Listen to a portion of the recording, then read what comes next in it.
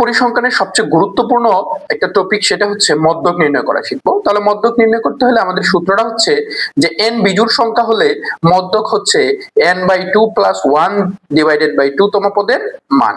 তাহলে দেখো n মানে হচ্ছে এখানে যে উপাত্তর সংখ্যা, প্রদত্ত উপাত্তের সংখ্যা। তার মানে আমাদের এখানে একটা অঙ্ক দেয়া আছে, অঙ্কটা হচ্ছে যে এখানে কিছু উপাত্ত দেয়া আছে, এই উপাত্তগুলোর মধ্যক আমাকে নির্ণয় করতে বলছে।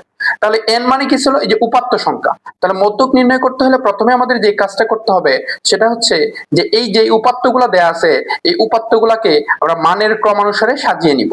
তাহলে দেখো আমরা মানের ক্রমানুসারে সাজিয়ে নিলাম।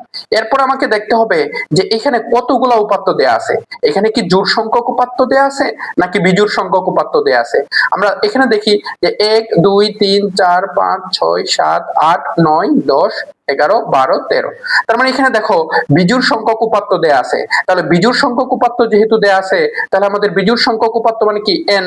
n মানে কি? এই যে উপাত্ত সংখ্যা। তার মানে মধ্যক নির্ণয় করার সূত্র হচ্ছে n+1 ডিভাইডেড বাই 2 তম পদের মান। তাহলে মধ্যক নির্ণয় করার সূত্রটা হচ্ছে আমাদের যে মধ্যক সমান হচ্ছে n+1 ডিভাইডেড বাই 2 তম পদের মান, 2 তম পদের মান। তাহলে এবার দেখো n এর মান, n মানে কি উপাত্ত সংখ্যা, কতগুলো উপাত্ত দেয়া আছে? 13টা উপাত্ত দেয়া আছে। 13 যোগ 1 ডিভাইডেড বাই 2 এততম পদের মান। তাহলে এবার দেখো তো 13 কে যখন আমি 1 দ্বারা একের সাথে যোগ করব হবে 14। তাহলে 14 কে 2 দ্বারা ভাগ করলে হবে কত? 7।